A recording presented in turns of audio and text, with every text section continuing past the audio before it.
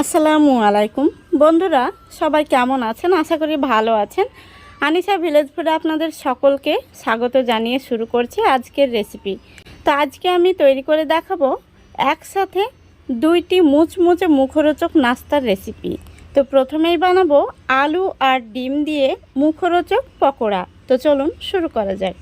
তো বন্ধুরা দেখুন, এখানে আমি কয়েকটি আলু আর ডিম সেদ্ধ করে নিয়েছি। এবার এই আলু আর ডিমটাকে আমি একটি গ্রেটার দিয়ে গ্রেট করে নেব। আলুগুলোকে আপনারা চাইলে হাত দিয়ে ম্যাশ করে নিতে পারেন, তবে এইভাবে গ্রেট করে নিলে খুব সুন্দর হয়। তো দেখুন, আমি এই মিহি ফুটো দিয়ে গ্রেট করে নিচ্ছি।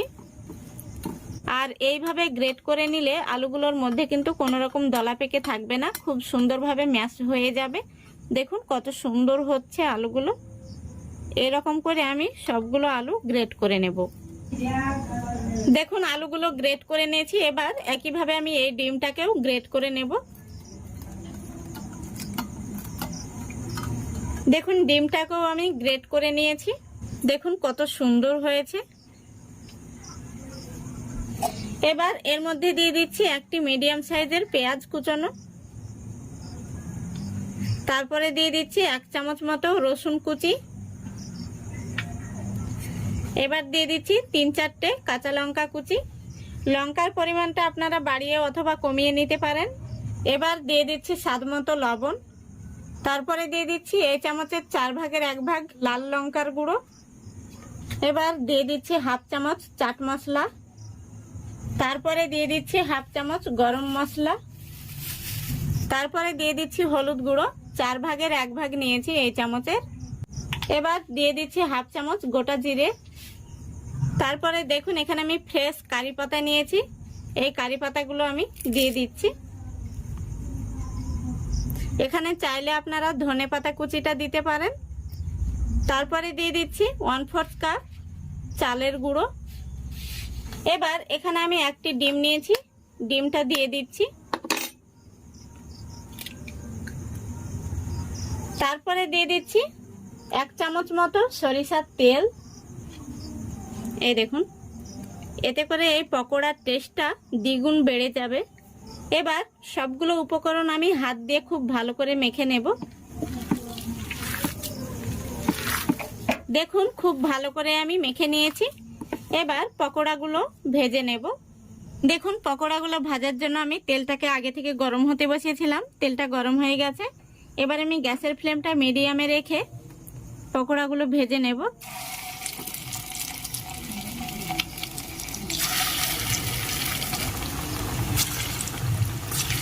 একসঙ্গে কিন্তু অনেকগুলো পকোড়া ভাজা যাবে।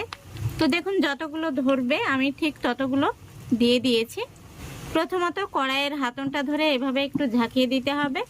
পকোড়াগুলো কখনো হাই ফ্লেমে ভাজবেন না, নইলে উপর থেকে তাড়াতাড়ি কালার চলে আসবে আর ভেতরটা কাঁচা থেকে যাবে। লো টু মিডিয়ামে রেখে পকোড়াগুলোকে ভেজে নিতে হবে। তো আমি একটু সময় নিয়ে লাল লাল করে ভেজে নেব। দেখুন পকোড়াগুলো আমি লাল লাল করে ভেজে নিয়েছি। এবার আমি তেল থেকে তুলে নিচ্ছি। এখানে আমি একটি টিস্যু পেপার নিয়েছি, এক্সট্রা তেল থাকলে টিস্যু পেপারে চুষে নেবে। দেখুন কত সুন্দর হয়েছে। একইভাবে আমি বাকি পকোড়াগুলো ভেজে নেব।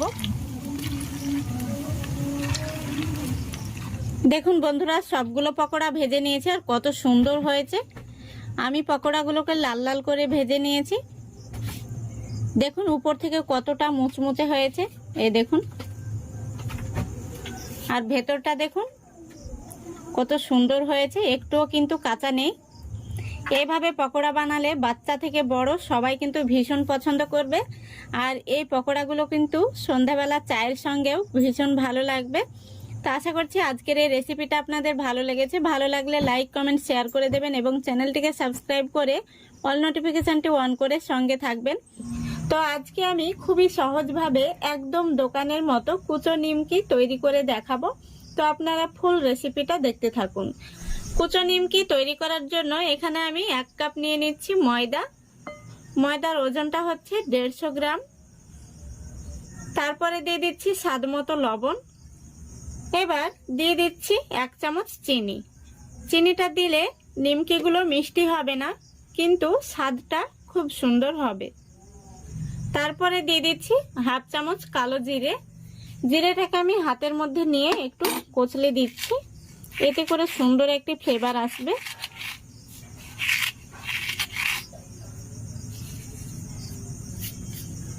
শুকনো উপকরণগুলো একটু মিশিয়ে নিচ্ছি। এবার এর মধ্যে আমি দিয়ে দিচ্ছি 6 টেবিল চামচ মতো সাদা তেল।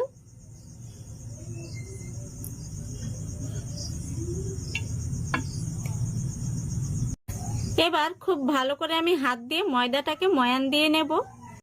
ময়দাটা যতটা ভালো করে ময়ান দিয়ে নেবেন, নিমকিগুলো ততটাই মুচমুচে হবে। খুব সুন্দরভাবে ময়ান দিয়ে নিয়েছি। এবার অল্প অল্প জল দিয়ে আমি একটি ডো মেখে নেব। জলটা একসঙ্গে দেবেন না, ডোটা নরম হয়ে যাবে, তাই জলটাকে অল্প অল্প দিয়ে একটি শক্ত করে ডো মেখে নিতে হবে। তো দেখুন আমি খুব সুন্দরভাবে একটি টাইট ডো মেখে নিয়েছি। ডোটাকে এবার আমি ঢাকা দিয়ে রেস্টে রেখে দেব 10 মিনিটের জন্য। তা আপনাদের হাতে সময় বেশি থাকলে 20 মিনিট রেস্টে রাখবেন। ফিরে আসছি 10 মিনিট পর। দেখুন 10 মিনিট হয়ে গেছে। এবার এই ডোটাকে আমি একটি রুটি বেলা পিড়েতে নিয়ে নিচ্ছি। ডোটাকে আমি একটু লম্বা করে নিচ্ছি। ডোটা থেকে আমি 3টে লেচি কেটে নিচ্ছি।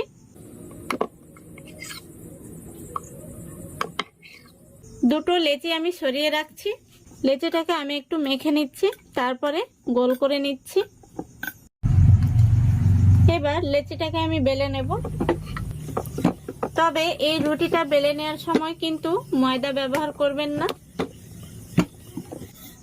রুটিটাকে আমি বড় করে বেলে নিয়েছি। সাইডের অংশগুলো কেটে আমি সমান করে নিচ্ছি, এতে করে নিমকির শেপ দিতে সহজ হবে। এবার এইভাবে আমি লম্বা লম্বা করে কেটে নিচ্ছি।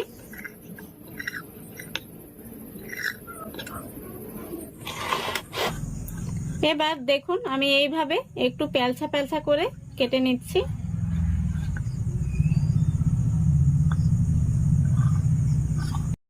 দেখুন নিমকিগুলো কত সুন্দর ডিজাইন হয়েছে।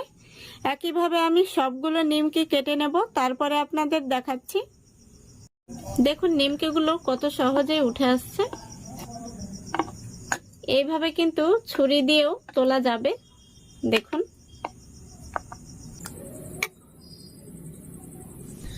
দেখুন সবগুলো নিমকি আমি কেটে নিয়েছি। এবার আমি নিমকিগুলো ভাজতে চলে যাব। এখানে আমি কিছু নিমকি পিড়েতেই রেখে দিয়েছি। তো চলুন নিমকিগুলো ভেজে নেওয়া যাক। নিমকিগুলো ভাজার জন্য গ্যাসের উপরে আমি তেলটা আগে থেকে গরম হতে বসিয়েছিলাম। তেলটা গরম হয়ে গেছে। এবার গ্যাসের ফ্লেমটা আমি মিডিয়ামে রেখে নিমকিগুলো তেলের মধ্যে দিয়ে দিচ্ছি। নিমকিগুলোকে এইভাবে একটু নাড়িয়ে দিতে হবে। গ্যাসের ফ্লেমটা আমি মিডিয়ামে রেখেছি। মিডিয়ামে রেখেই কিন্তু নিমকিগুলো ভেজে নিতে হবে। আর একসঙ্গে অনেকগুলো নিমকি দেয়া যাবে না, এখানে অল্প অল্প করে নিমকিগুলো ভেজে নিতে হবে।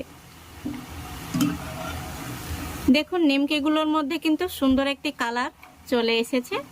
নিমকিগুলোকে এবার আমি তেল থেকে তুলে নিচ্ছি। এর চাইতে আমি আর কালার করে ভাজবো না। দেখুন কত সুন্দর কালার এসছে। একইভাবে আমি সবগুলো নিমকি ভেজে নেব। তো আপনারা নিমকিগুলোকে তেলের মধ্যে এইভাবে চাকু দিয়েও কিন্তু তুলে তুলে ছাড়তে পারবেন। দেখুন সবগুলো নিমকি ভাজা হয়ে গেছে। এবার আমি নিমকিগুলো তেল থেকে তুলে নিচ্ছি। কত সুন্দর কালার এসছে দেখুন। তো দেখুন বন্ধুরা সবগুলো নিমকি ভাজা হয়ে গেছে আর নিমকিগুলো কত সুন্দর কালার এসছে। একদম দোকানের মতো খাস্তা মুচমুচে হয়েছে। তো একটি নিমকি আমি আপনাদের ভেঙে দেখিয়ে দিচ্ছি। দেখুন কতটা মুচমুচে হয়েছে। দেখুন